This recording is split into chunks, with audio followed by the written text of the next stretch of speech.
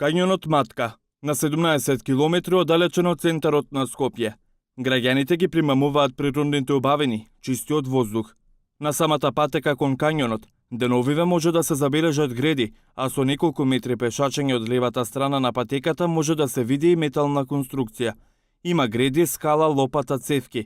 Се е подготвено да се направи објект. Денеска на терен никој не работеше. И покрај предупредувањето дека Матка е заштитно подрече, на самото езеро се инсталирани бетонски столбови за да се држи оваа железна конструкција која е инсталирана тука од есента. Малкуте посетители кои беа на Матка не сакаат да зборуваат во камера. Велат тука веќе неколку месеци има обид да се направи кафуле или ресторан. Според нивните зборови, гради висок представник на верска заедница. Оваа платформа на кањонот Матка е дивоградба, утврдиле скопските инспектори. Констатирале дека не смее да се гради бидејќи на кањонот Матка не може да се градат објекти. Сепак од град Скопје не може да урнат железната конструкција, насоки дале на општината Сарај. Таму нема официјални информации дали го разгледале писмото од градот, дека платформата е дивоградба и дека треба да се руши.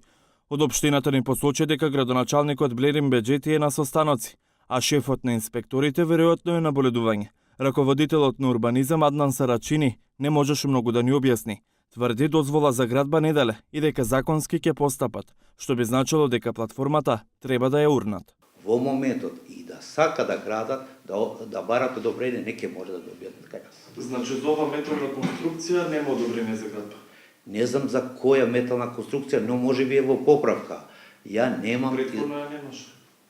Немам известие, мада нашите инспектори биле на терен, до овој момент немам известие дали се гради или не.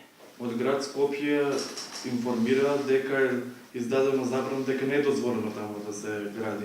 Имате ли такви информации вие добивате? Не мора да имаме информации ни од град Скопје. Ние сами знаеме дека нигде не сме да се гради без дозвола.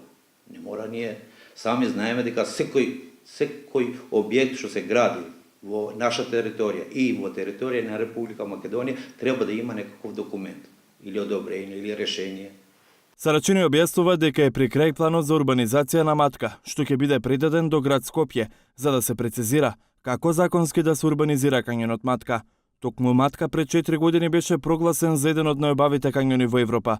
Престижниот британски весник Guardian тогаш го смести на второ место од листа на 10 најубави кањони, со совет до посетителите дека тука може да се одморат, а забележат на ретките автобуси кои ве носат до кањонот Матка. Дали сме на прагот сето ова да биде уништено?